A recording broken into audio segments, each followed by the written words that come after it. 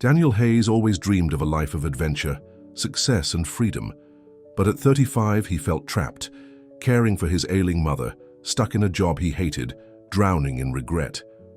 When she passes, he discovers a shocking secret, a hidden fortune, and a past he never knew. But is it too late to make amends? Before we get into the story, comment below where in the world you are watching from today. The alarm clock buzzed loudly on the nightstand. Daniel Hayes groaned and slapped it off. Another Monday morning, another day of dealing with his mother's constant needs and complaints. At 35, he had expected to be living his own life by now, traveling the world, dating beautiful women, and building his career. Instead, he was stuck in this small town, taking care of Eleanor. Daniel? Daniel, are you awake?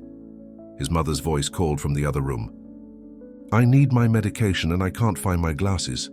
Daniel sighed, rubbing his face with both hands. Coming, Mum, he called back, his voice flat and emotionless. The small two-bedroom apartment they shared felt more like a prison every day. Daniel shuffled to the kitchen, filled a glass with water, and grabbed his mother's morning pills from the organizer on the counter. Eleanor sat in her worn armchair by the window, squinting at a morning talk show on the small television. At 72, she looked frailer than her years, her silver hair pulled back in a simple bun, her hands slightly trembling as they always did these days. Good morning, she said with a smile that Daniel didn't return. I'm sorry to bother you so early, but you know how important these medications are. I know, Mom, you tell me every day. Daniel handed her the pills and water, then began searching for her glasses. He found them on the bathroom counter. Here, he said, placing them in her hand. I'm going to be late for work. Will you be home for dinner? Eleanor asked, her voice hopeful. I thought I could make your favorite pot roast. Daniel checked his watch. Don't count on it. I might meet some friends after work. The lie came easily. There were no friends, just a desperate need to escape. The suffocating responsibility for a few hours at a local bar. Eleanor's face fell slightly, but she quickly masked her disappointment. That's fine, dear. You should spend time with your friends. You're young. As Daniel grabbed his keys and headed for the door, Eleanor called out once more. I love you, Danny. He paused but didn't turn around. Yeah, see you later. The door closed behind him with a definitive click. At Riverside Insurance, where Daniel worked as a claims processor, the day dragged on like all the others. His cubicle felt as confining as his home life, grey walls, fluorescent lights, and stacks of paperwork that never seemed to diminish. Hayes, you look like hell, commented his co-worker Tim, leaning against Daniel's desk during lunch break. Rough night? Daniel sighed. Rough life. Mom was up half the night coughing. I had to call the doctor at 2 a.m. Tim shook his head sympathetically. Man, I don't know how you do it. Taking care of your mom like that. My parents are in Florida, living their best life. Lucky you, Daniel muttered, his eyes fixed on his computer screen. Have you thought about, assisted living? There are some nice places around here. Daniel had considered it many times, but the guilt always stopped him. After his father died 5 years ago, he had promised to look after Eleanor. Plus, they couldn't afford it, not on his salary and her small pension. We can't swing it financially, he said simply. Tim shrugged. Well, if you ever need a break, the guys and I are going fishing this weekend. You're welcome to join. The invitation tempted Daniel more than he cared to admit. When was the last time he'd done anything just for himself? That evening, Daniel stopped at Murphy's bar on the way home. The dim lighting and quiet hum of conversation offered a temporary escape. He nursed a beer at the counter, watching a baseball game on the mounted TV. Another rough day? Asked Joe, the bartender who had come to know Daniel over the past few months of his increasingly frequent visits. Same as always, Daniel replied, taking a long sip. I just needed a minute before going home. Joe nodded, wiping down the counter. How's your mom doing? Needy, fragile, the usual. Daniel's phone buzzed in his pocket. Eleanor, for the third time that hour, he silenced it without looking. A woman a few seats down caught his eye. Blonde, attractive, maybe in her early 30s. She smiled at him, and Daniel felt something stir inside him. When was the last time he'd even spoken to a woman who wasn't? His mother or a co-worker? He smiled back and she moved to the stool next to his. I'm Megan, she said. Daniel. For the next hour, he enjoyed her company, the flirtation, the normalcy of it all. They exchanged numbers, and for the first time in months, Daniel felt a spark of possibility. It was nearly 9 p.m. when he finally headed home, slightly buzzed and considerably lighter in spirit. The apartment was dark when he entered, save for a small lamp in the living room. Eleanor had fallen asleep in her chair, an unopened TV dinner on the tray beside her. Her medication sat untaken. Guilt hit him like a punch to the gut. Mom, he said softly, touching her shoulder. Mom, wake up. You need to take your pills. Eleanor stirred slowly, her eyes focusing on him. Daniel, what time is it?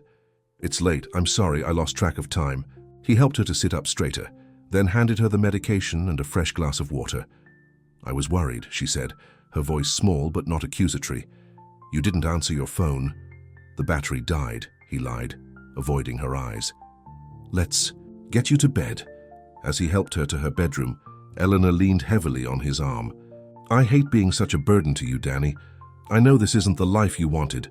The truth of her words stung. Don't worry about it, Mom. It's fine.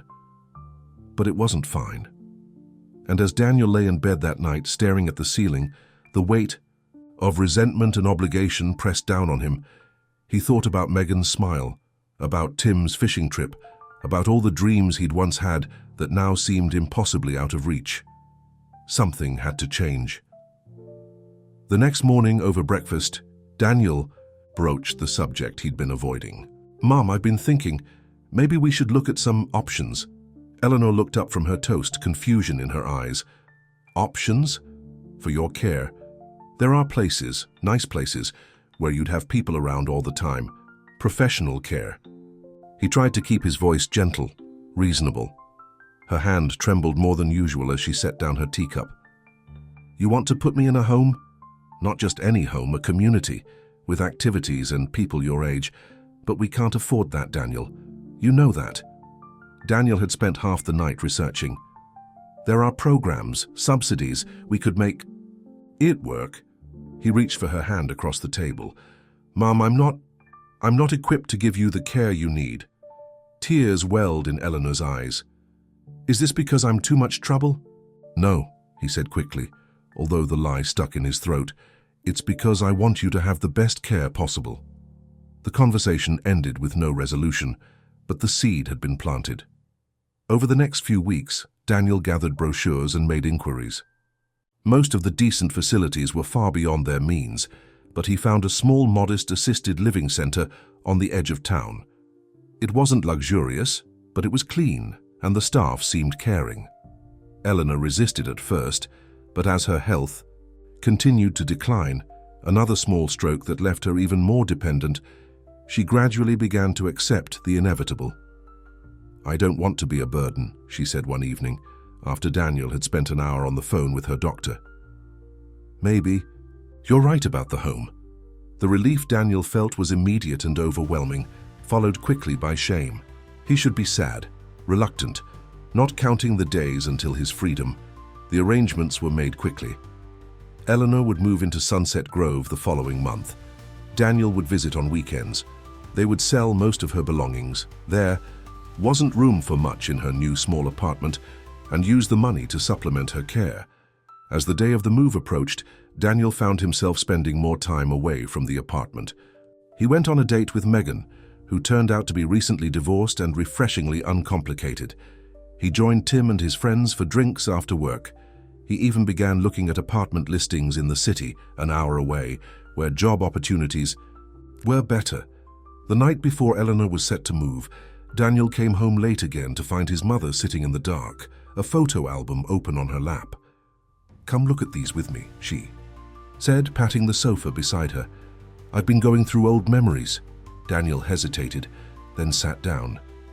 The album was filled with photos of him as a child, birthday parties, school plays, fishing trips with his father. You were such a happy boy, Eleanor said softly, touching a photo of Daniel at about 10, grinning widely with a missing front tooth. Your father and I used to talk about what you might become.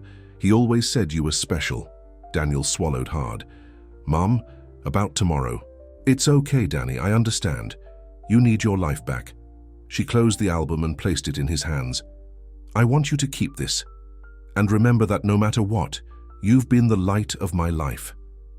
Daniel couldn't sleep that night. The photo album sat on his dresser, a silent reproach. In the morning, he helped Eleanor pack her few remaining possessions into a small suitcase. The apartment looked bare, most of the furniture already sold or donated. The drive to Sunset Grove was quiet. Eleanor gazed out the window, occasionally pointing out landmarks from Daniel's childhood. The park where he learned to ride a bike, the ice cream shop where they'd go on summer evenings. At the facility, a cheerful nurse named Brenda showed them to Eleanor's room. It was small but neat, with a single bed, a dresser, and a window overlooking a courtyard garden. The dining room is just down the hall, Brenda explained, and we have activities every day, bingo on Tuesdays, movie night on Fridays. Eleanor nodded politely, but Daniel could see her hands trembling more than usual. I'll help you unpack, he said, opening her suitcase on the bed. They worked together silently, arranging her few personal items, a framed photo of her with Daniel's father, a small ceramic bird that had belonged to her mother, her Bible. When it was time to leave, Daniel found himself lingering. Are you sure you'll be okay? He asked, suddenly uncertain. Eleanor smiled bravely. Of course. This is for the best. You can come visit whenever you want. I will, he promised. Every weekend. They both knew it was a promise he might not keep. They hugged goodbye, Eleanor whispered. I love you, Danny, I always will. Daniel felt a lump in his throat. I love you too, Mum. He walked slowly to his car, looking back once to see Eleanor standing in the doorway of Sunset Grove, a small, fragile figure waving goodbye. Something inside him wanted to run back, to tell her he'd made a mistake, that he'd take her home. But he didn't. He got in his car and drove away, telling himself this was for the best, for both of them. That night, in the empty apartment, Daniel opened a bottle of whiskey and drank until the guilt subsided. He called Megan, who came over, and for a few hours he managed to forget. The next day, he submitted an application for an apartment in the city and updated his resume. When his phone rang and he saw Sunset Grove's number, he hesitated before answering. Mr. Hayes? This is Brenda from Sunset Grove. Your mother seems to be having some trouble adjusting. She's asking for you.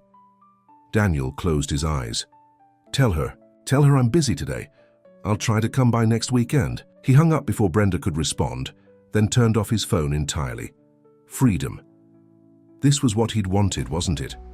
No more responsibilities, no more guilt, no more putting his life on hold. So why did it feel so hollow? A week passed, then another. Daniel visited once briefly, finding Eleanor settled but subdued. He made excuses about work, about apartment hunting. She didn't question him, just nodded and asked about his life with genuine interest.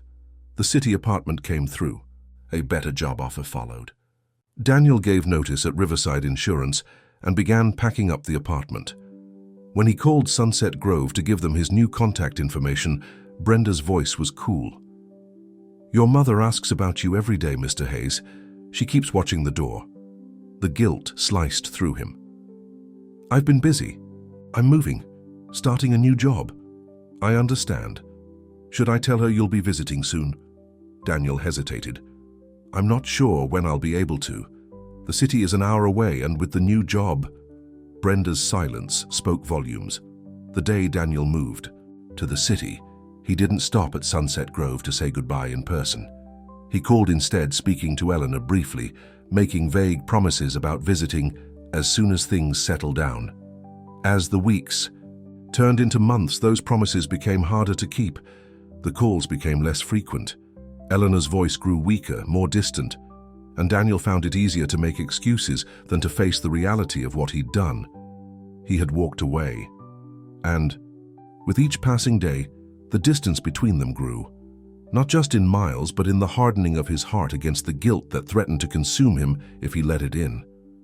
In the city, Daniel created a new life for himself, a nice apartment, a challenging job, a relationship with Megan that evolved into something almost serious.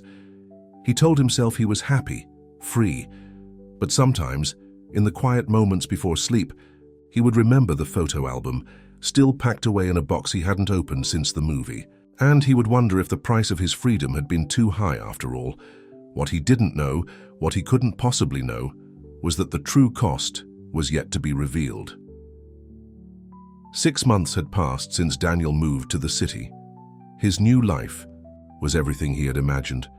A modern apartment with floor-to-ceiling windows overlooking the skyline, a job at Preston Financial that paid twice what he'd made in his hometown, and weekends filled with restaurants, clubs, and Megan. "Earth to Daniel," Megan said, waving her hand in front of his face. They were having brunch at an upscale cafe, the kind of place that served avocado toast for $15 and had a line out the door every weekend. "Sorry," Daniel said, forcing a smile. "What were you saying?" "I was asking if you wanted to go to the Thompsons' party next weekend. Mark just got promoted, and they're celebrating at their lake house." Megan studied his face. "Are you okay? You've been distracted all morning." Daniel took a sip of his mimosa. "I'm fine, just thinking about work." But it wasn't work on his mind. Earlier that morning, he'd received a voicemail from Brenda at Sunset Grove. It was the third call this month, each one more urgent than the last. "Mr. Hayes, please call us back as soon as possible regarding your mother. Her condition has worsened and we need to discuss her care plan." He'd deleted the message without returning the call, just like the others. It was easier that way, to pretend that part of his life didn't exist anymore. His visits had dwindled from monthly to none at all. His calls had become less frequent, shorter, more perfunctory.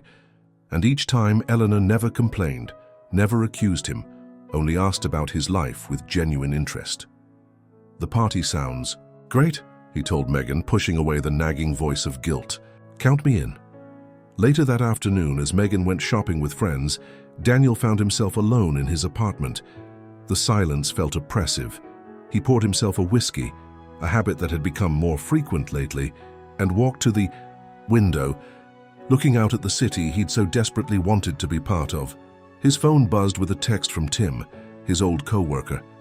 "Hey man, how's the big city treating you? Haven't heard from you in a while." Daniel stared at the message for a long moment. Tim had been a good friend, maybe his only real friend back home. But keeping in touch meant being reminded of his old life, of his mother, of all the promises he'd broken. He typed a brief, upbeat response about how great everything was going, then set his phone down without asking Tim anything in return. The whiskey burned going down. Daniel walked to his closet and pulled out the small box he'd shoved to the back, the one containing the photo album Eleanor had given him the night before she moved to Sunset Grove. He hadn't opened it since arriving in the city. Sitting on the edge of his bed, he slowly lifted the cover. There he was, a gap-toothed 7-year-old grinning proudly beside a homemade science project. On the next page, Daniel at 10, sitting on his father's shoulders at a baseball game. Then his high school graduation, with Eleanor beaming beside him, her arm wrapped tightly around his waist. A handwritten note fell from between the pages. Daniel recognized his mother's delicate handwriting immediately. "My dear Danny, I'm so proud of the man you've become. I know caring for me hasn't been easy, and I want you to know how much I appreciate every small kindness. Your father would be so proud of you too. Remember that no matter where life takes you, you'll always be my greatest joy. All my love, Mom." Daniel's throat tightened.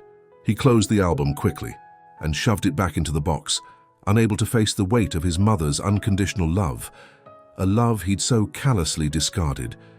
His phone rang, breaking the silence. Sunset Grove again. This time, against his better judgment, he answered. "Mr. Hayes, this is Dr. Patel from Sunset Grove. I'm calling about your mother. Is she okay?" Daniel asked, surprised by the concern in his own voice. "I'm afraid she's had another stroke, more severe than the last. She's stable now, but her condition is deteriorating. It would be best if you could come see her." Daniel felt a cold knot forming in his stomach. "How serious is it?" "Serious enough that you shouldn't delay your visit, Mr. Hayes." The doctor's tone was professional, but carried an unmistakable note of judgment. I'll try to come tomorrow," Daniel said, already mentally calculating what excuse he could give his boss for missing work. After hanging up, Daniel stood in the middle of his expensive apartment, feeling more lost than he had in months. The guilt he'd been suppressing crashed over him like a wave. He poured another whiskey, larger this time, and drank it quickly. His phone buzzed again. Megan asking if he wanted to meet her and her friends for dinner. He declined, claiming a headache. The thought of making small talk and pretending everything was fine seemed impossible now. That night, Daniel barely slept. He tossed and turned, haunted by images of his mother alone in a hospital bed, wondering where her son was. By morning, he'd made his decision. He called his boss, explaining that he had a family emergency, then packed an overnight bag. The drive back to his hometown felt longer than the hour it actually took. Each mile brought a heavier sense of dread and shame. What would he find when he got there? Would Eleanor even want to see him after all this time? Sunset Grove looked exactly the same as he remembered. A modest brick building surrounded by carefully manicured gardens. But it felt different somehow, less like a place he'd abandoned his mother, and more like a hospital waiting to deliver bad news. At the reception desk, a young woman he didn't recognize looked up from her computer. "Can I help you?" "I'm Daniel." "Hayes, Eleanor Hayes' son. I'm here to see her." Something flickered across the woman's face. Recognition, perhaps, or judgment. "Of course. Let me call Brenda for you." A few moments later, Brenda appeared in the hallway. She had aged since Daniel last saw her. Or maybe he just hadn't noticed the lines around her eyes before. "Mr. Hayes," she said, her tone carefully neutral. "Thank you for coming. Your mother is in the medical wing now, room 218. "How is she?" Daniel asked, following Brenda down the corridor. "She has good days and bad days. Today has been challenging." Brenda paused outside a door. "She might not recognize you immediately. Try not to be alarmed if she seems confused." Daniel nodded, his heart pounding. Brenda opened the door, and there was Eleanor, looking so small in the hospital bed, hooked up to monitors that beeped softly in the quiet room. Her silver hair, which she had always kept neatly styled, lay flat against the pillow. Her skin was pale, almost translucent. "Mom," Daniel said softly, approaching the bed. Eleanor's eyes fluttered open slowly. She stared at him for a long moment, and Daniel feared she didn't recognize him at all. Then a faint smile touched her lips. "Danny, is that really you?" The relief was overwhelming. Daniel took her hand, alarmed at how thin and fragile it felt in his. "It's me, Mom, I'm here." "I knew you'd come," she whispered. "I told them my son would come." The simple faith in her words stabbed at Daniel's heart. "I'm sorry it took so long." Eleanor's eyes, though clouded with medication, studied his face. "You look tired, Danny. Are you taking care of yourself?" Even now, even after everything, her first concern was for him. Daniel felt tears threatening and blinked them back. "I'm fine, Mom. Don't worry about me. How are you feeling?" "Oh, just a little tired. The doctors make such a fuss." She squeezed his hand weakly. "Tell me about your life in the city. Is it everything you hoped?" For the next hour, Daniel sat beside her bed, telling her sanitized versions of his new life, omitting the loneliness, the drinking, the hollow feeling that had been growing inside him. Eleanor listened intently, asking questions when she had the strength, her eyes never leaving his face, as if memorizing him. When Dr. Patel came in to check on Eleanor, Daniel stepped into the hallway with him. "What exactly happened? How serious is this stroke?" "It affected the left side of her brain," Dr. Patel explained. "She's experiencing partial paralysis on her right side and some speech difficulties, though those come and go. But Mr. Hayes, this is part of a larger pattern of decline. Your mother's heart is weak. She's had several TIAs, mini-strokes, over the past few months." "And you're just telling me this now?" Daniel asked, anger rising in his voice. Dr. Patel's expression remained calm but pointed. "We've been trying to reach you for some time, Mr. Hayes. The contact information you provided—" "I know," Daniel interrupted, shame replacing anger. "I should have been more available." "What matters is that you're here now," Dr. Patel said. "I suggest you spend as much time with her as you can. Make sure her affairs are in order." The implications of the doctor's words weren't lost on Daniel. Is she dying? We're doing everything we can, but given her age and overall condition, I would prepare yourself for that possibility, yes. The words hit Daniel like a physical blow. Dying. His mother was dying, and he'd wasted the precious time they had left pretending she didn't exist. He thanked Dr. Patel mechanically and returned to Eleanor's room where she had drifted off to sleep. Daniel sat beside her, watching the slow rise and fall of her chest, listening to the steady beep of the monitors. He took out his phone to call Megan to explain he wouldn't be back tonight, maybe not for several days, but found himself hesitating. What would he say? That the mother he'd barely mentioned, the one he'd abandoned, was now dying? Instead, he texted his boss that the family emergency was more serious than he'd thought, and he'd need the rest of the week off. Then he turned off his phone and settled in for a long night beside Eleanor's bed. The next few days fell into a rhythm. Daniel spent his days at Sunset Grove, talking with Eleanor when she was awake, sitting silently with her when she slept. He met with her doctors, reviewed her medical records, and was stunned to discover just how much her health had declined in the months since he'd stopped visiting. In the evenings, he stayed at a nearby hotel, unable to face the empty apartment he'd once shared with her. He'd check his work emails, exchange brief texts with Megan, who was growing increasingly impatient with his vague explanations, and fall into exhausted sleep, only to wake early and return to his vigil. On the third day, as Daniel sat reading, aloud from one of Eleanor's favorite books, she suddenly reached for his hand. "Danny," she said, her voice clearer than it had been in days, "we need to talk about some things." Daniel set the book aside. "What things, Mom?" "Practical things. What happens after?" She held up a hand when he started to protest. "No, Danny, I'm not afraid, and we need to be honest with each other now." Daniel's throat tightened with emotion. "Okay, Mom. In my room here, in the nightstand drawer, there's a folder with my will and some other papers. Everything is very simple. I don't have much, but what I have is yours." "Mom, please, I don't want to talk about this. It's important," she insisted. "And there's a key, a safe deposit box at First National Bank downtown, box 247. You'll need to go there when the time comes." Daniel nodded, not trusting himself to speak. "Promise me you'll go," Eleanor said, her grip on his hand surprisingly strong. "It's important, Danny." "I promise," he said, though the thought of going through his mother's final affairs filled him with dread. "But you're going to be fine, Mom. You'll get better and—" "Danny," she interrupted gently, "we both know that's not true. And it's okay, I've had a good life. I just want to make sure you're taken care of when I'm gone." The irony of her words, that she even now was concerned with taking care of him, was almost too much to bear. "I don't deserve your concern," Daniel said, the words escaping before he could stop them. "After how I've treated you—" "Stop," Eleanor said firmly. "You're my son. Nothing will ever change that, or change how much I love you. I understand why. You needed to build your own life. But I abandoned you," Daniel said, the confession tearing from him like a physical wound. "I left you here and barely looked back. What kind of son does that?" Eleanor's eyes filled with tears, but her voice remained steady. "A human one. We all make mistakes, Danny. The question is what we do after we recognize them." She squeezed his hand. "You're here now.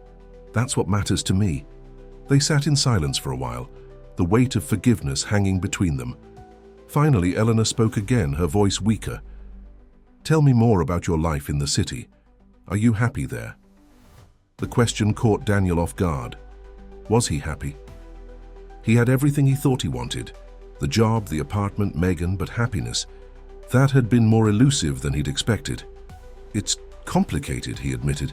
"Sometimes I wonder if I made the right choice." Eleanor smiled sadly. "Life is full of choices, Danny. Some we regret, some we don't. But we have to keep moving forward." Her eyes began to droop. "I'm a little tired now. Would you mind if I rest a while?" "Of course not," Daniel said, adjusting her blanket. "I'll be right here when you wake up." As Eleanor drifted off to sleep, Daniel pulled out his phone. There were 3 missed calls from Megan and a text that read, "Should I be worried? Call me." He stepped into the hallway to return her call. "Daniel," Finally, what's going on? Megan's voice was sharp with irritation. You've been gone for days with barely any explanation. I'm sorry, Daniel said, keeping his voice low. It's my mother. She's not doing well. There was a pause. Your mother? I didn't even know you had a mother. The statement, so absurd yet so telling, hit Daniel hard. It was true. He'd barely mentioned Eleanor to Megan in all their months together. Everyone has a mother, Megan. You know what I mean. You never talk about her, you never visit her, and suddenly you disappear for days because of her? She's dying, Daniel said, the words coming out more harshly than he'd intended. I'm sorry if that's inconvenient for you. Another pause, longer this time. I'm sorry, Daniel, I didn't know. Is there anything I can do? The anger drained out of him. No, just... I need some time here. I don't know when I'll be back. I understand, Megan said, though her tone suggested she didn't, not really. Call me when you can. After hanging up, Daniel returned to Eleanor's room. She was still sleeping peacefully, her breathing even. He sat down beside her bed and, for the first time since arriving, allowed himself to cry, for the wasted time, for the selfishness that had kept him away, for the mother he was about to lose. The next morning, Daniel woke with a start, his neck stiff from sleeping in the chair. Eleanor was already awake, watching him with a softness in her eyes that made his chest ache. Good morning, she said. You shouldn't have slept in that uncomfortable chair all night. I wanted to be here, Daniel said, stretching. How are you feeling today? Better for seeing you, she replied. You know, I've been thinking about our old house, the one where you grew up. Remember the treehouse your father built for you, Daniel smiled at the memory. Of course, I spent half my childhood in that treehouse. You were so proud when you helped him nail in the boards. Eleanor's eyes took on a faraway look. He loved you so much, Danny. We both did. Everything we did was for you. The simple statement hit Daniel with unexpected force. How had he forgotten that? How had he come to see his mother as nothing but a burden, when all along she'd been motivated by love?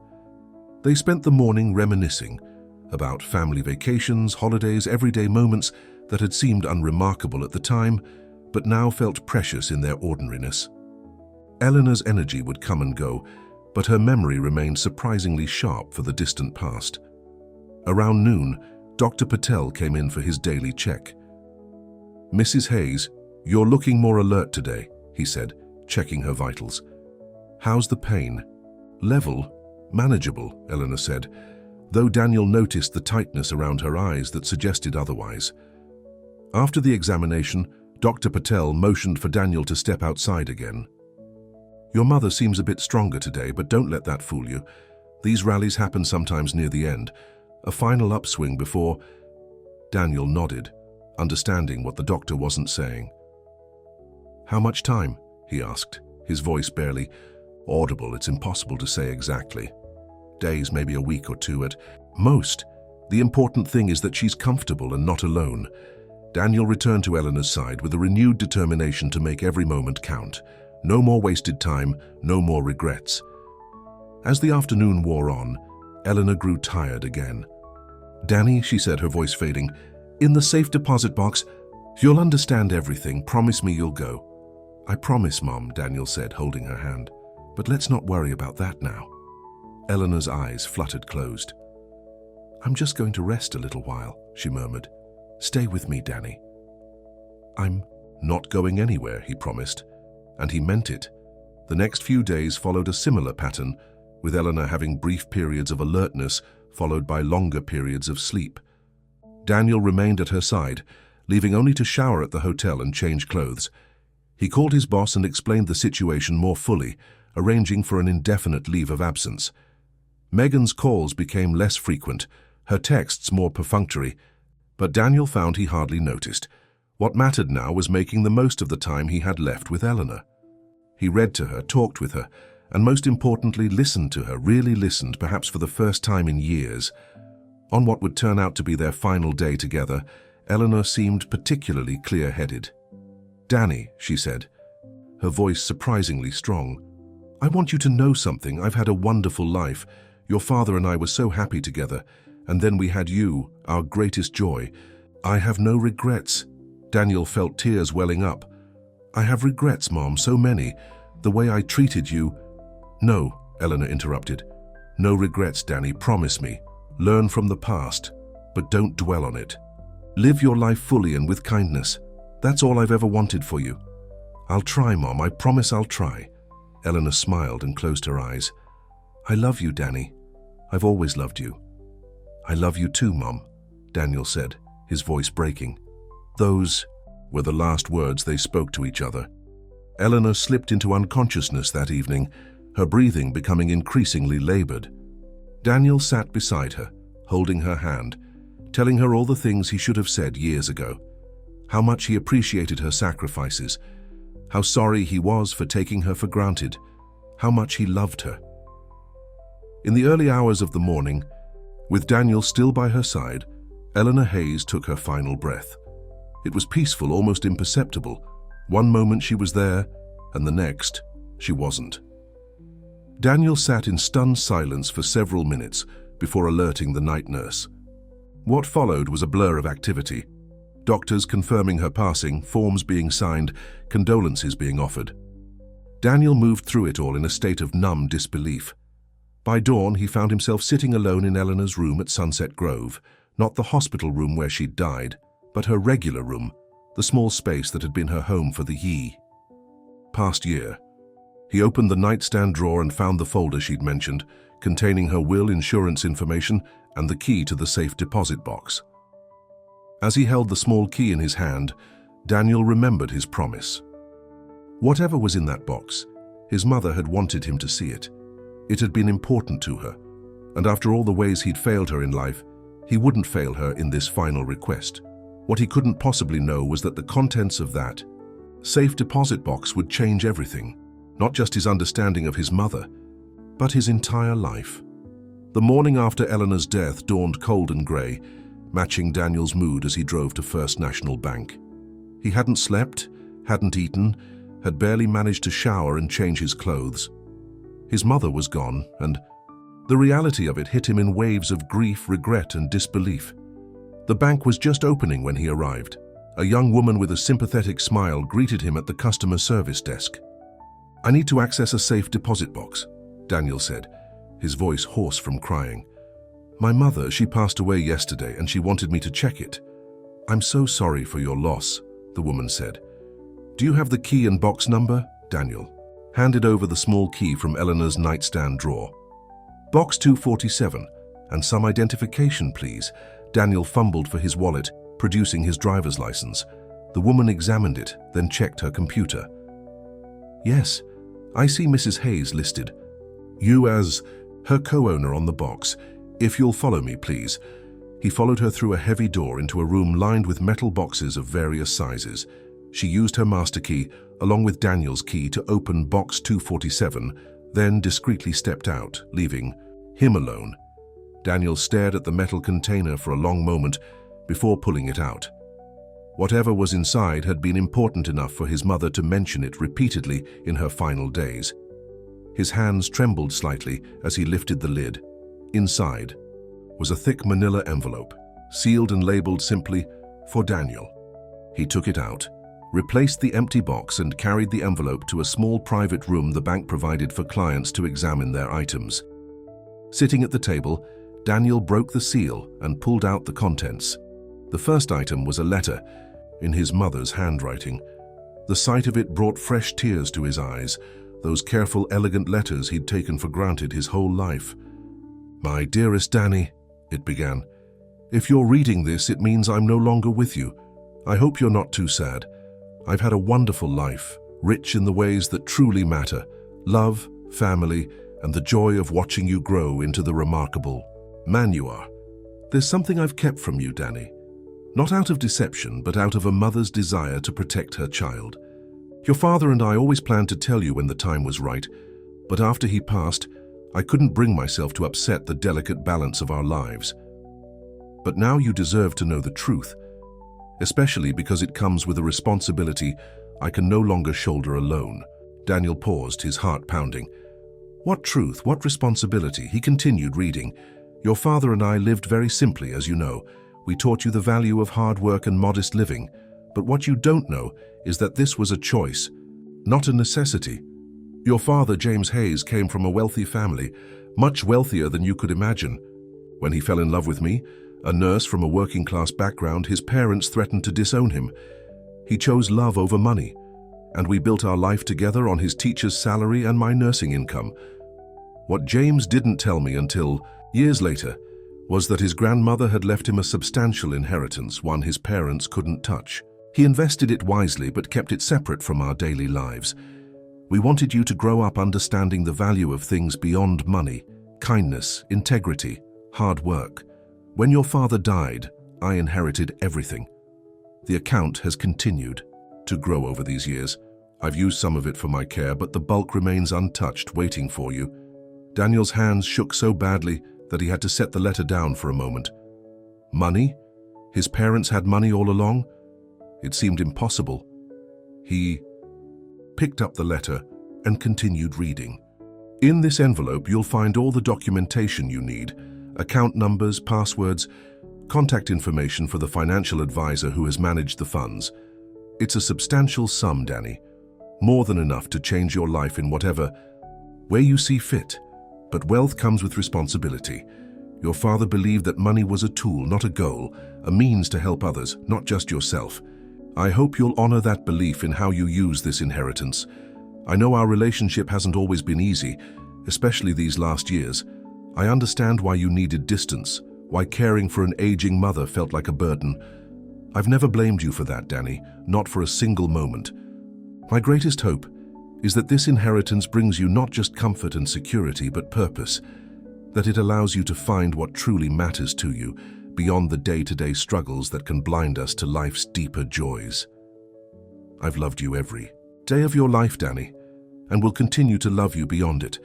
Be happy, be kind, and remember that the greatest wealth isn't measured in dollars, but in how we touch the lives of others. All my love, always, Mom. Daniel set the letter down, tears streaming down his face. His mother, his modest, unassuming mother, had been wealthy all along, and she'd lived in that small apartment, let him struggle financially, move her to that basic assisted living facility. Why? With shaking hands, he examined the rest of the envelope's contents: bank statements, investment portfolios, legal documents, and as the numbers came into focus, Daniel felt the room spin. Around him, $10 million. His mother had been sitting on $10 million while living in a rundown apartment, and then a modest assisted living facility. While he worked a job, he hated to pay his bills. While he resented her for being a financial burden, $10 million. The irony was almost too much to bear. Daniel gathered the papers, returned the safe deposit box, and walked to his car in a daze. He sat behind the wheel for nearly an hour, staring at nothing, the envelope on the passenger seat seeming to mock him with its presence. He'd abandoned his mother for freedom, for the chance at a better life. And all along, she could have given him that better life with a single conversation, a signature on a check. But she hadn't. Instead, she'd let him make his own choices, find his own way, even when that way led him away from her. His phone buzzed with a text from Megan. "Any update? When are you coming back?" Daniel ignored it. How could he explain any of this? How could he tell Megan or anyone that he'd abandoned his secretly wealthy mother to pursue a life he thought she couldn't give him? Instead, he drove to the funeral home where Eleanor's body had been taken. There were arrangements to make, details to handle. Throughout the meeting with the funeral director, Daniel moved like a man underwater, answering questions mechanically, signing forms without really reading them. "Your mother pre-planned and prepaid for everything," the funeral director explained gently. "It's all very simple, just as she wanted." Of course she had. Eleanor Hayes had thought of everything, planned for everything, including how to reveal her secret fortune to the son who had abandoned her. The next few days passed in a blur. Daniel arranged a small service as Eleanor had requested. He was surprised by how many people attended: former neighbors, staff from Sunset Grove, old colleagues from the hospital where she'd worked as a nurse, even a few of his own childhood. Friends who had kept in touch with her after he left. Tim, his former co-worker, was there, offering a solid handshake and a shoulder to lean on. She was a special lady, Tim said. Always asking about everyone else, never complaining about her own troubles. Daniel nodded, unable to speak. How little he had known his own mother, how little he had valued her. After the service, Daniel returned to Eleanor's room at Sunset Grove to collect her few remaining possessions. The room felt smaller than he remembered, emptier without her presence. Brenda helped him pack Eleanor's clothes, her books, the few mementos she'd kept around her. "She talked about you all the time," Brenda said as she carefully folded a sweater. "Always so proud of your job in the city, your new life. She kept your picture right there on her nightstand." Daniel glanced at the framed photo, himself at his college graduation, grinning between his parents. A lifetime ago. "I wasn't a good son," he said, the words escaping before he could stop them. Brenda paused in her folding. "She never saw it that way. She understood how hard it was for you. Caring for her, she wanted you to live your own life. But I abandoned her," Daniel insisted. "I left her here and barely looked back. We all have regrets, Mr. Hayes. What matters is what we do with them." Brenda handed him the folded sweater. "Your mother forgave you. The question is whether you can forgive yourself." Could he? Daniel wasn't sure. As he drove back to his hotel, the weight of his inheritance and his regret pressed down on him equally. $10 million couldn't bring his mother back. It couldn't undo the months of neglect, the abandoned promises, the missed opportunities. Back. In his room, Daniel spread the financial documents across the bed. Account numbers, passwords, contact information for Jonathan Mercer, the financial advisor who had managed the Hayes family fortune for decades.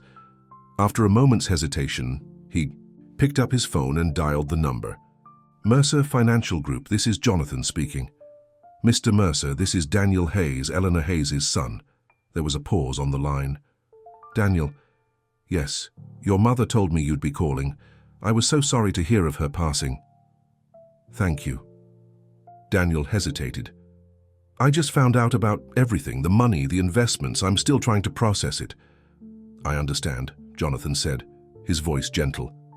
"It's a lot to take in. Your mother was an extraordinary woman. She managed that money with incredible wisdom for someone with no formal financial training. Why didn't she use more of it? For herself, I mean. She lived so simply." Jonathan chuckled softly. "I asked her the same thing, many times. She always said she had everything she needed. The only time she ever considered making a major withdrawal was when you were about to move to the city. She thought about buying you an apartment outright, setting you up with a nest egg, but in the end she decided it was important for you to make your own way, at least for a while." Daniel felt a fresh wave of emotion wash over him. Even then she'd been thinking of him, trying to do what was best for him. "Would you like to meet in person?" Jonathan asked. "There's quite a bit to go over and it might be easier face to face." "Yes," Daniel said, "but not yet. I need some time." After hanging up, Daniel stared at his phone for a long moment. Then he dialed Megan's number. "Daniel? Finally, I've been worried sick. When are you coming home?" Home. The word struck him as wrong somehow. The city apartment had never really felt like home. "My mother died, Megan." There was a pause. "I'm so sorry, Daniel. That's awful. But at least now you can come back to your life here, right? No more obligations?" The callousness of the question, though he knew Megan didn't mean it that way, cut deep. Was that how he had sounded when talking about Eleanor? As nothing more than an obligation? "It's not that simple," he said.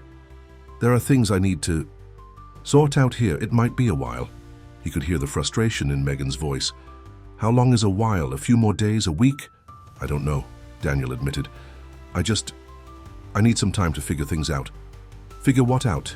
Your mother is gone. What's left to figure out?" "Everything," Daniel thought. "Who I am, what matters, what I want my life to be about."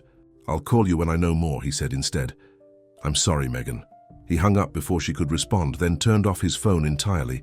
He needed space to think, to process, to grieve, not just for his mother, but for all the time they'd lost, all the moments he'd thrown away. The next morning, Daniel drove to the cemetery where Eleanor had been buried beside his father. Standing at the fresh grave, he felt both crushing grief and strangely, a kind of peace. His mother had forgiven him. She had loved him unconditionally, even when he'd been at his worst. "I'm sorry, Mum," he whispered, "for everything. For not seeing you, really seeing you, for not valuing what we had." A gentle breeze rustled the flowers laid across the grave. Daniel took a deep breath. "I don't know what to do with this inheritance. I don't feel like I deserve it. But I promise I'll try to use it the way you and Dad would have wanted, to make a difference, to help others." He stood there for a long time, letting the tears come freely. When he finally turned to leave, he felt something shift inside him. Not healing exactly, but a first step toward it. Back at the hotel, Daniel made a decision. He'd stay in town for a while, sort through his mother's affairs properly, and figure out what to do next. He called his boss in the city and resigned from his position. Then he called the landlord of his apartment and arranged to have Megan pack up his things and put them in storage. When he finally called Megan back, her anger had cooled to a hurt bewilderment. "I don't understand, Daniel. What's going on with you? Why aren't you coming back?" "I can't explain it all right now," he said. "I just know I need to be here for a while, to figure some things out." "And what about us?" There was a vulnerable note in her voice that made Daniel wince. "I don't know," he admitted. "Everything's changed, Megan. I've changed." The silence that followed was heavy with unspoken words. "Well," Megan finally said, "call me when you figure it out." Daniel knew he wouldn't. Whatever they'd had, attraction, companionship, maybe even the beginnings of love, had been part of a life he no longer recognized as his own. The next day, Daniel met with Jonathan Mercer. The financial advisor was in his 60s, with kind eyes behind wire-rimmed glasses and a calm, reassuring manner. "Your mother was very specific about how she wanted the transition to go," Jonathan explained, spreading documents across his desk. "The accounts have already been transferred to your name. There are no restrictions, no conditions. The money is yours to use as you see fit." Daniel stared at the numbers on the papers, numbers that represented more wealth than he had ever imagined having. "I don't know where to start," he admitted.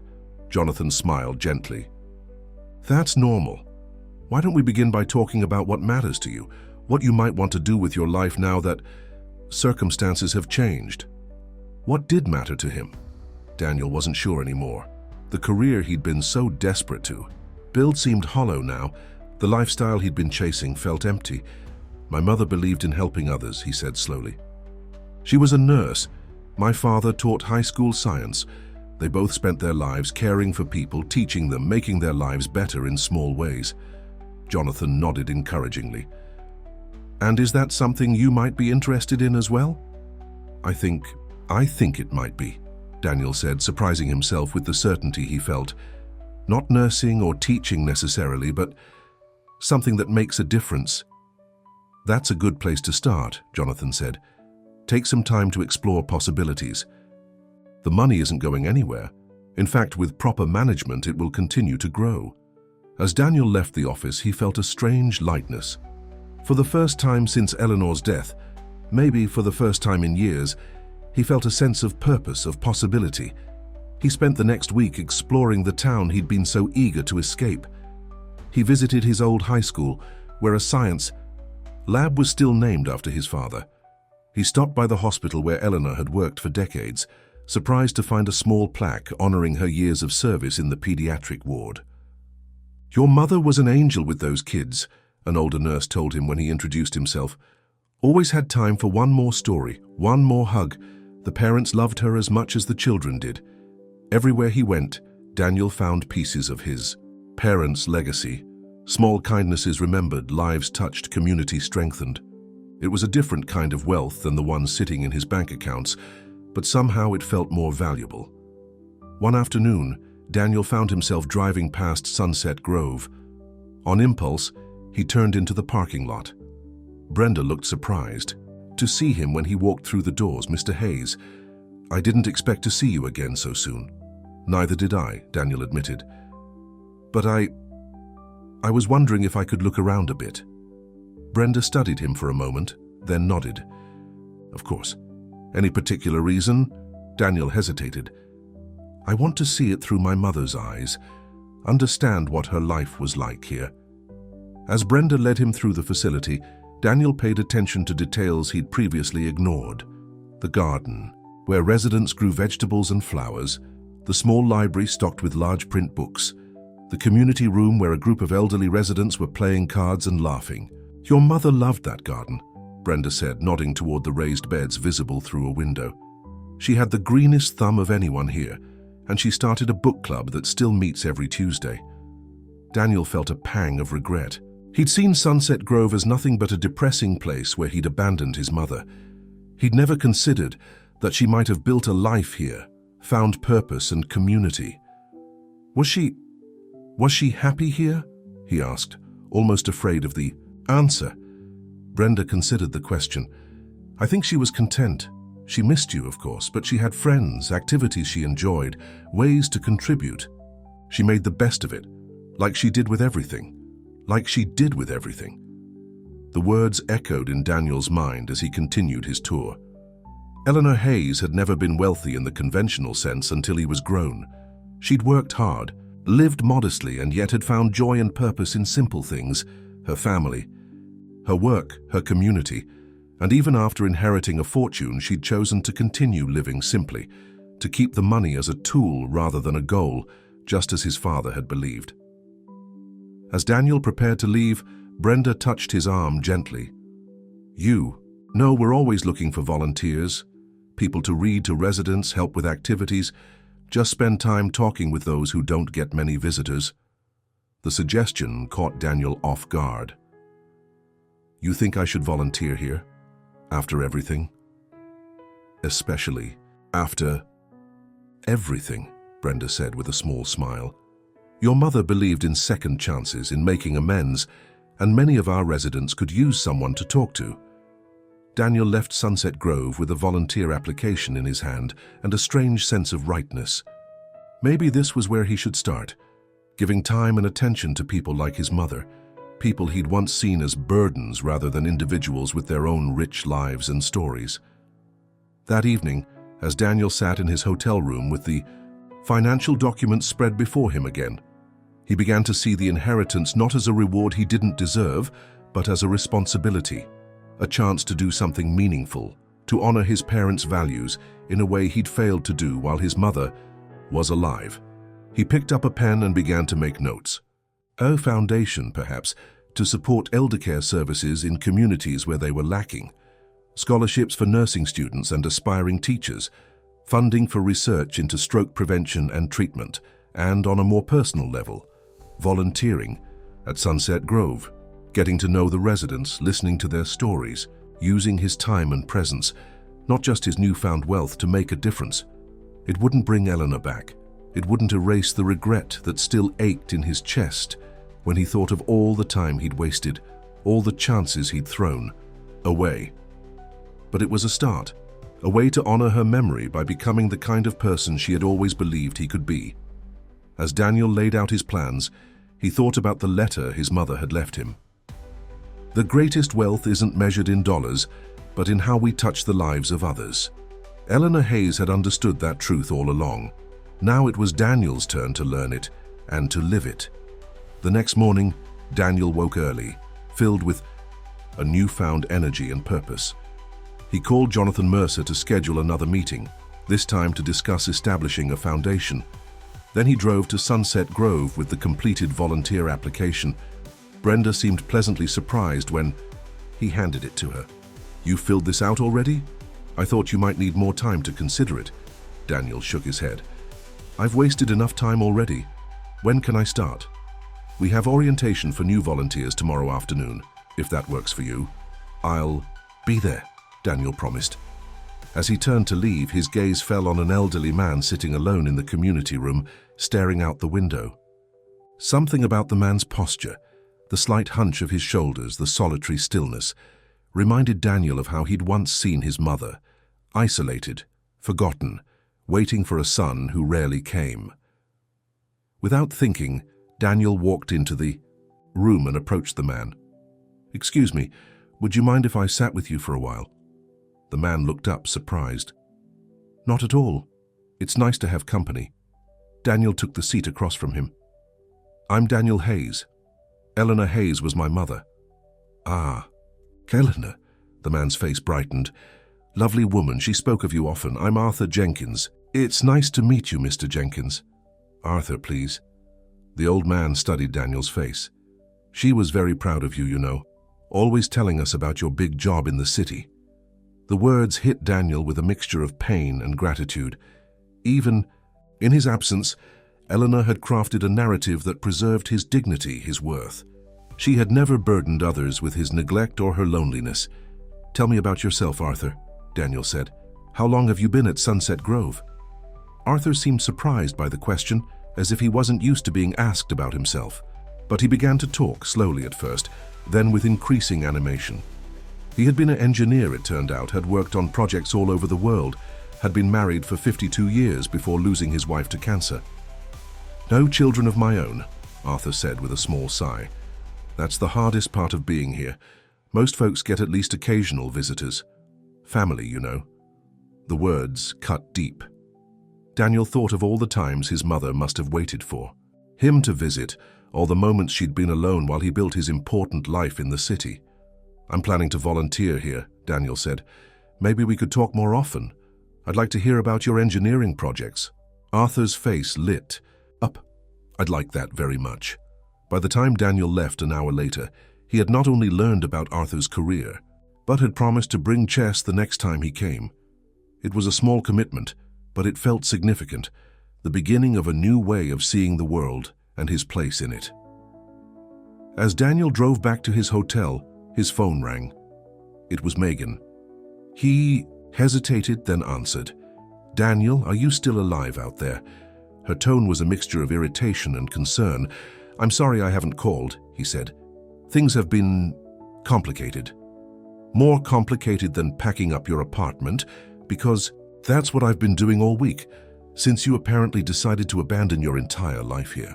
Daniel winced at her choice of words. Abandon, just as he had abandoned Eleanor. I know it seems sudden, he said, and I'm sorry to put you in that position, but I'm not coming back, Megan. What are you talking about? Your whole life is here. Your job, your apartment, you're me. My life is changing, I'm changing. How could he explain what he barely understood himself? My mother left me something unexpected. It's given me a chance to reevaluate everything. What does that mean? What did she leave you? Daniel hesitated. Money. More than I ever imagined. But that's not really the point. The point is, I'm seeing things differently now. What matters, what doesn't. There was a long silence on the line. And I don't matter. Megan's voice was small now, hurt. It's not that simple, Daniel said. What we had, I don't think it was built on anything real. I was so focused on creating this life I thought I wanted, on escaping my responsibilities. I never really let you know me or tried to really know you. Another silence. So that's it, we're just done? I think we have to be, Daniel said gently. I'm not the same person I was when I left the city, and I can't go back to pretending, to be him. After he hung up, Daniel felt a strange mix of sadness and relief. Another chapter closed, but this time it was his choice, a conscious decision to move towards something meaningful rather than running away from responsibility. Back. At the hotel, Daniel opened his laptop and began researching elder care facilities across the country. The statistics were sobering. Too many places understaffed, underfunded, focused more on profit than on the dignity and quality of life of their residents. He thought about Eleanor at Sunset Grove. She'd been fortunate. The place was modest, but caring, the staff attentive. But how many elderly people weren't so lucky? How many were truly abandoned, not just by busy family members, but by a system that didn't value them? Daniel made more notes, ideas flowing faster than he could capture them. A network of smaller, community-based facilities, training programs for elder care workers, advocacy for better policies and funding. He was so absorbed in his planning that he almost missed the knock at his hotel room door. When he opened it, he was surprised to find Tim standing there. Heard you were still in town, Tim said with a small smile. Thought you might be going stir-crazy in this hotel by now. Daniel stepped back to let him in. How did you know where I was staying? Small town, remember? not many hotels to choose from. Tim glanced at the papers spread across the desk. "What's all this?" "Plans," Daniel said simply, "for what comes next." Tim nodded, not pressing for details. "Listen, a bunch of us are getting together at Murphy's tonight. Thought you might want to join. Getting out might do you good." Daniel hesitated. His first instinct was to decline, to stay focused on his work. But wasn't that part of the problem? Always choosing isolation, work, responsibility over connection? "Actually, that sounds great," he said. "Thanks, Tim." Later that night, surrounded by old acquaintances and a few new faces at Murphy's bar, Daniel found himself talking more openly than he had in years. About Eleanor, about his regrets, about his newfound purpose. "So, you're thinking of staying in town?" Tim asked as they shared a basket of fries. "I am," Daniel confirmed. "At least for now, there's work to do here." Tim studied him with a thoughtful expression. "You're different. Since your mom passed. More, I don't know, present, somehow." Daniel considered this. "I think losing her made me realize how much I've been missing by always chasing the next thing, always looking for something better instead of appreciating what was right in front of me. Well, for what it's worth, I think Eleanor would be proud of this version of you." The words warmed Daniel in a way he hadn't expected. "I hope so," he said softly. "I really hope so." As the evening wound down, Daniel found himself drawn into a conversation with Sarah, a social worker who specialized in elder care. When he mentioned his nascent plans for a foundation, her eyes lit up. "That's exactly what this community needs," she said. "The resources here are so limited, and there are so many elderly people falling through the cracks." "I'd love to hear more about the specific needs you're seeing," Daniel said. "Maybe we could meet for coffee sometime." Sarah smiled. "I'd like that." By the time Daniel returned to his hotel, it was past midnight. He should have been exhausted, but instead he felt energized.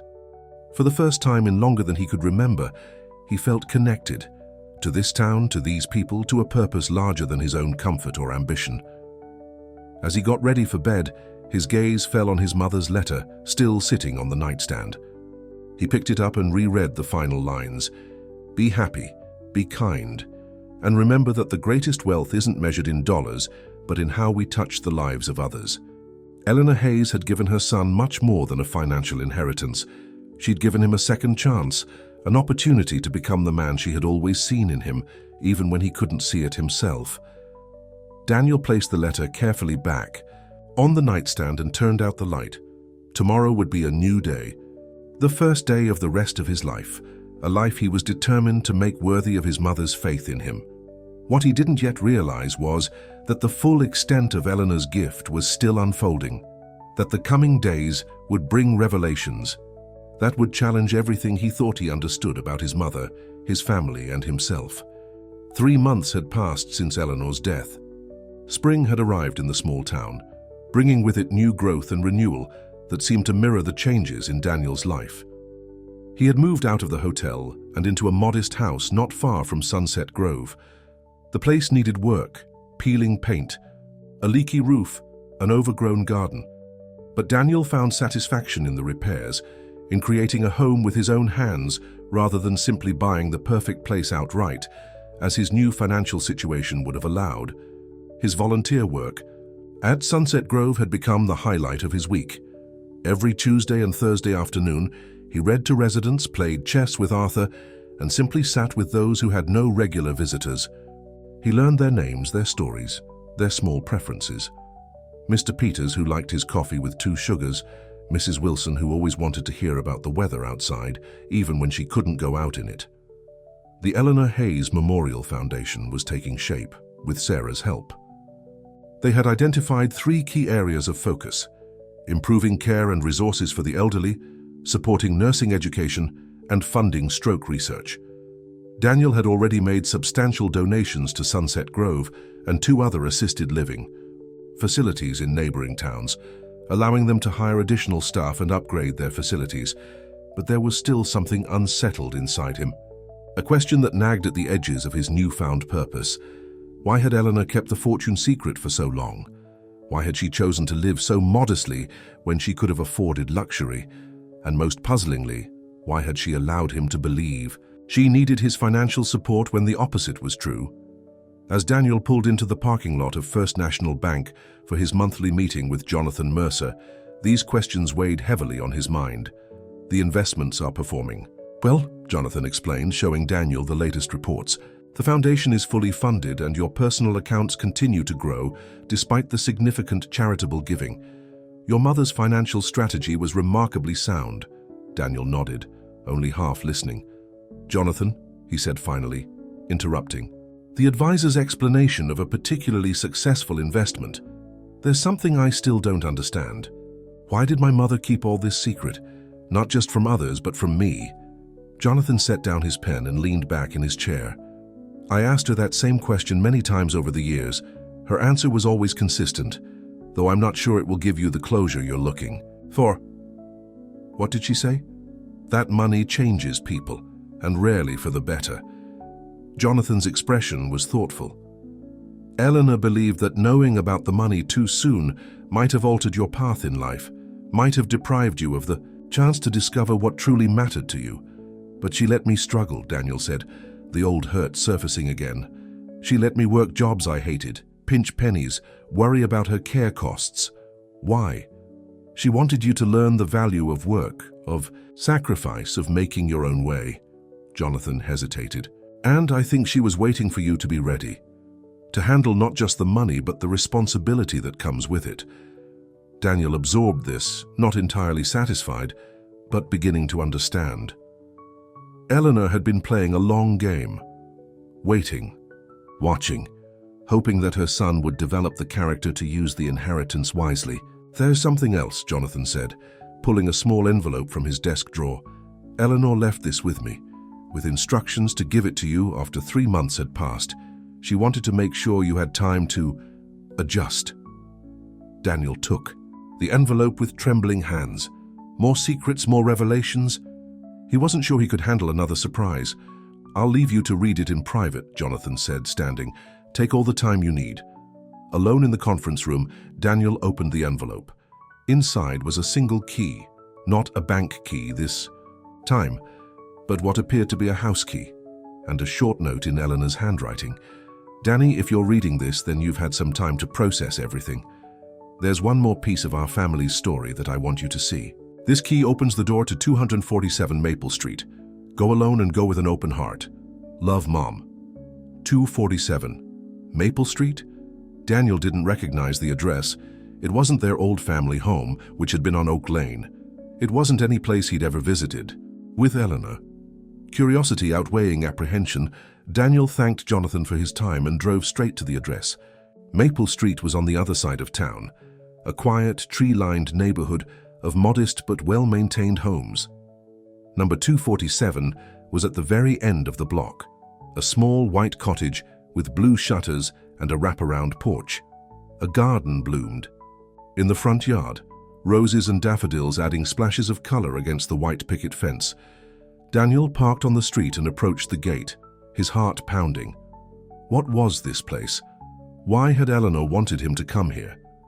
The key slid easily into the lock of the front door.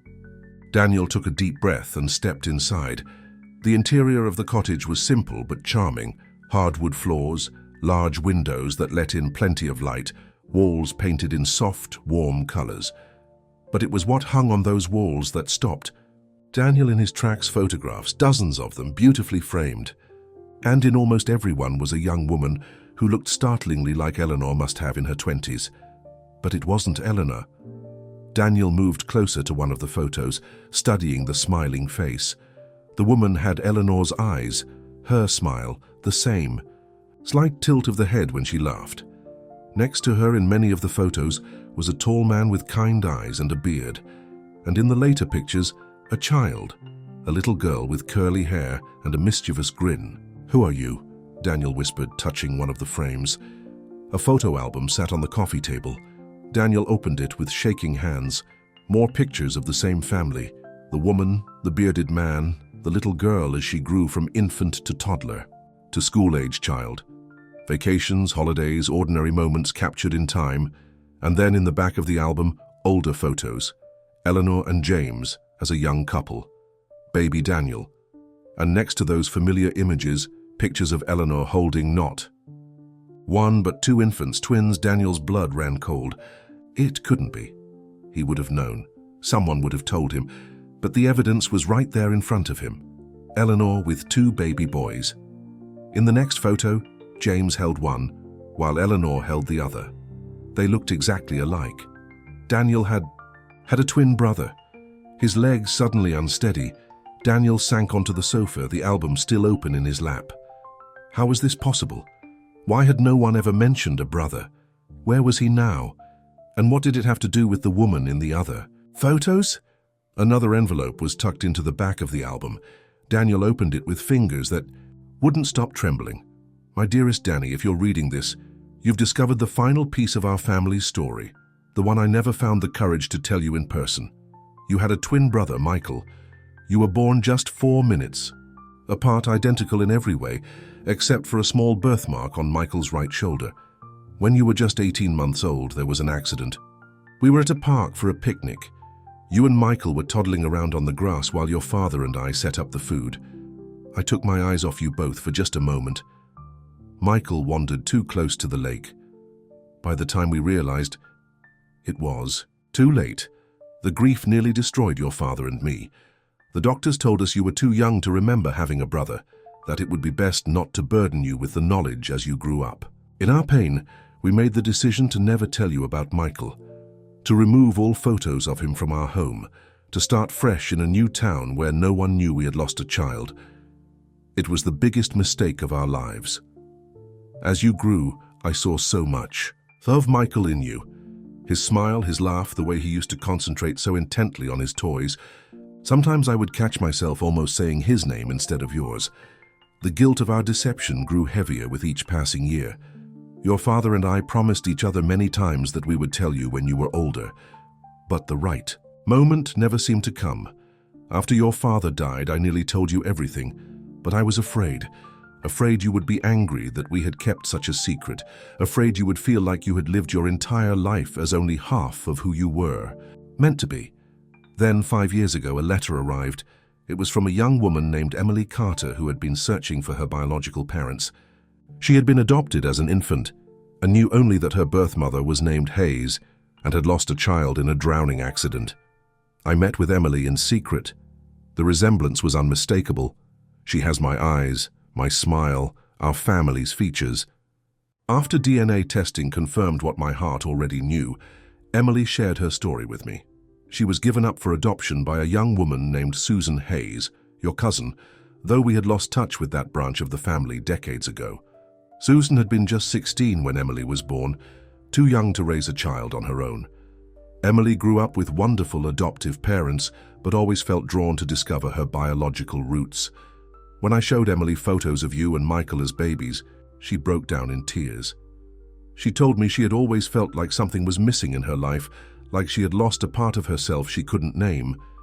The connection between you two, second cousins who share an uncanny family resemblance, was immediate and profound. I've spent the last 5 years getting to know my granddaughter once removed and her beautiful daughter Lily. This cottage belongs to Emily. She and her husband Mark moved here 3 years ago so that Emily could be closer to me, and so little Lily could know her great-great-aunt. They've been my joy these past years, my connection to family, to the future. I wanted to tell you about them, Danny. So many times I picked up the phone to call you, to invite you to dinner, to meet them. But you were building your new life in the city, and our relationship was already strained. I was afraid that revealing these long-kept secrets would push you even further away. It was wrong of me to keep this from you. First Michael, then Emily and Lily. I've made so many mistakes out of fear and misplaced protection. I can only hope that now, with all secrets finally revealed, you might find it in your heart to forgive me. Emily knows you will be coming. She and her family are eager to meet you, to welcome you into their lives as they welcomed me. The choice, of course, is yours. Whatever you decide, please know that I have loved you completely, my son, every day of your life. And I am so sorry for the truths I kept from you. All my love always, Mom. Daniel read the letter twice, then a third time, trying to absorb the enormity of what it revealed. A twin brother, lost in a tragic accident. A distant cousin's child, given up for adoption, who had found her way back to the family. A whole branch of his family tree he had never known existed. He set the letter down and looked around the cottage with new eyes. This was Emily's home. Emily, who was connected to him through blood and loss and the strange workings of fate. As if summoned by his thoughts, the front door opened. A woman, the woman from the photographs, stood in the doorway, her eyes wide with a mixture of hope and uncertainty. "Daniel," she said softly. He stood, emotions churning inside him. "Emily?" She nodded, stepping into the house.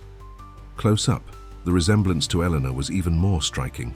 Those same warm eyes, that same gentle presence. "I wasn't sure when you'd come," Emily said. "Eleanor, your mother. She said it might be today or tomorrow." "I just found out," Daniel said, his voice unsteady. "About everything, Michael, you, this place." Emily's expression softened. "It's a lot to take in, I know. When I first found out about our connection, I could hardly believe it myself. A small voice called from outside. "Mommy, can I come in now?" Emily smiled. "Yes, Lily, come meet your Uncle Daniel."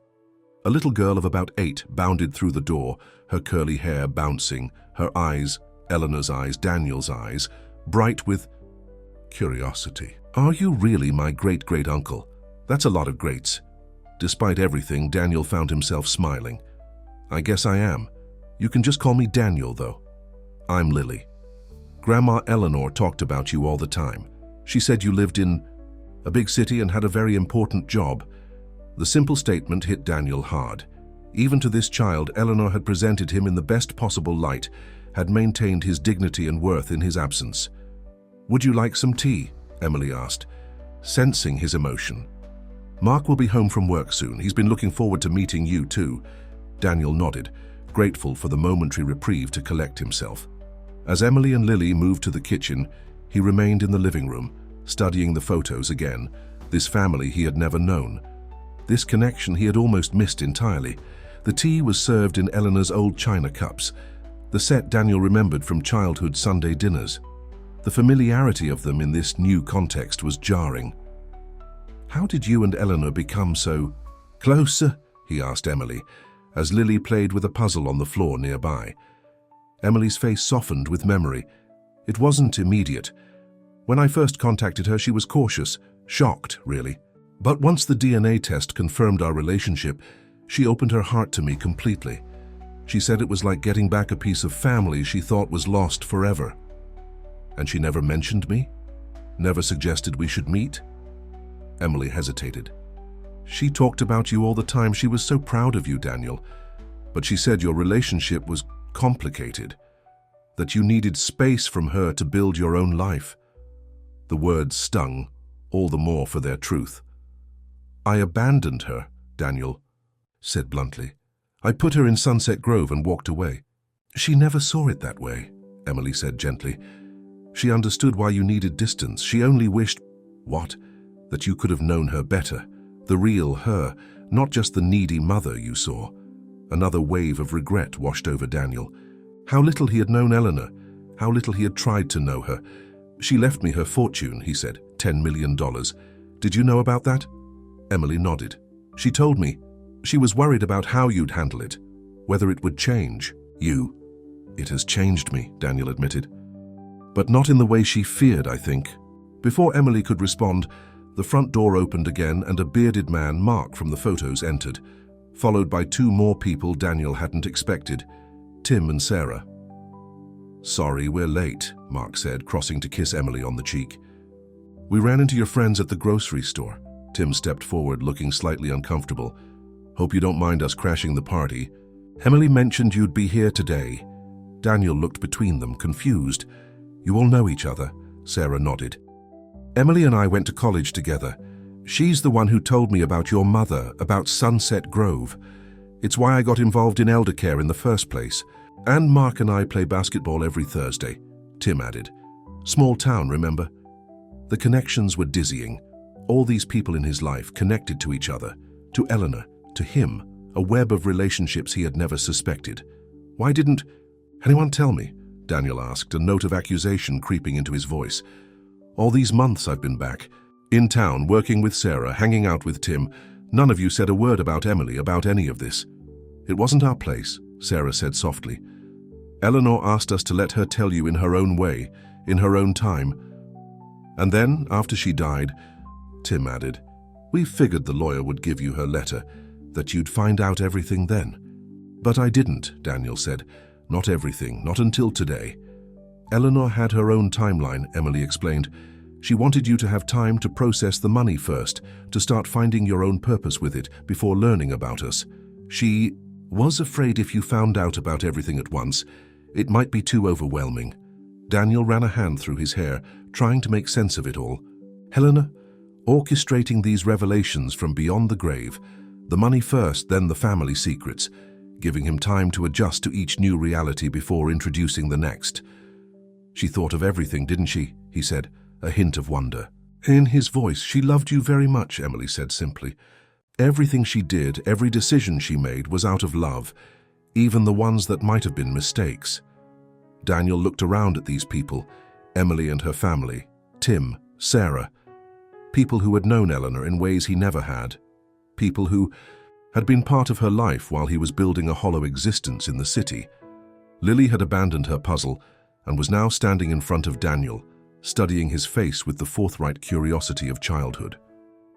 "Grandma Eleanor said you have her nose," she announced, "and I have it too, see?" She pointed to her own small nose with pride. In that moment, something broke open inside Daniel, not with pain this time, but with a strange, healing warmth. Here was his family.